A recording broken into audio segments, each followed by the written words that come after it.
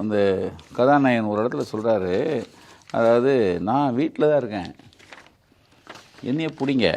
என்ன சொல்கிறாரு, CM sir பழிவாங்கன்னு என்ன இருந்துச்சுன்னா என்ன வேணாலும் பண்ணுங்கள்,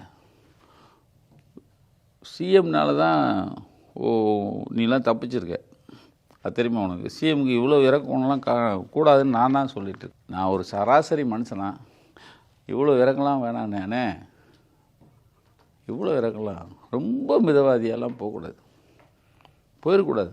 ஏன்னா எவ்வளோ பெரிய தப்பு பண்ணியிருக்கான், 41 பேர் செத்து போயிருக்கான், அவருக்கு பாதுகாப்பு வேறு சார்.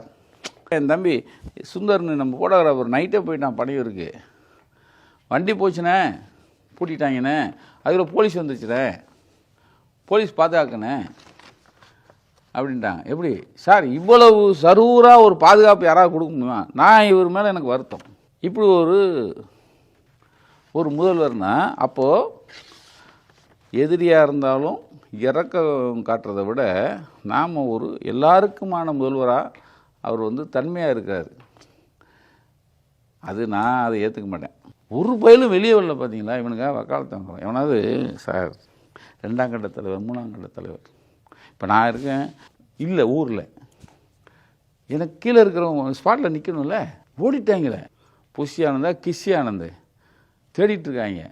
உங்கள் மேலே தப்பு இல்லைல்ல, செந்தில் பாலாஜி தான் எல்லாம் பண்ணார், நின்று ஃபேஸ் பண்ணியா, அதான் எதிர்கொள்ளணும். சரி, அடுத்து ஆதவ் அர்ஜுன். இது இவர் அவர் கூட இருக்கிற ஒரு தளபதி, நமக்கு தெரிஞ்ச பையன் தான் அந்த பையன். நான் சொல்லுவேன்ல, பூனைக்குட்டி வெளியே வந்துச்சு சொல்லுவேன். அது ஒன்று விஜய்க்கு பின்னாடி இருக்கிற ஒரு பயங்கரம்.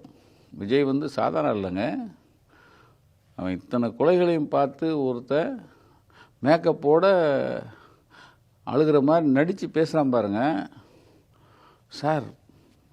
ஒரு அமைச்சர் அழுகிறான்னா அது ஒரு பெருசு, ஒரு அன்புமணின்னு ஒருத்தர், அவர் அதுக்கு என்னமோ அவார்டு, அந்த ஆள் அழுகிறத பாருங்களேன் நீங்கள், அதுக்கு கொடுக்கலாமா? இது நான் அதுக்குள்ளே போகல இவங்களுக்குள்ளே. ஆனால் மனசாட்சி இருக்க எல்லாரும் அழுவான். ஏன் அவர் அழுதாரு?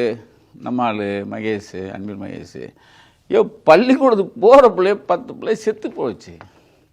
பள்ளிக்கூடத்துக்கெல்லாம் அவர் அமைச்சர், பிள்ளைகளெல்லாம் அரவணைச்சு போகிறோம். முதல்வர்லேருந்து அவங்க கூட இருக்கிறவங்க எல்லாருமே அரவணைச்சு போகிற ஆட்கள்.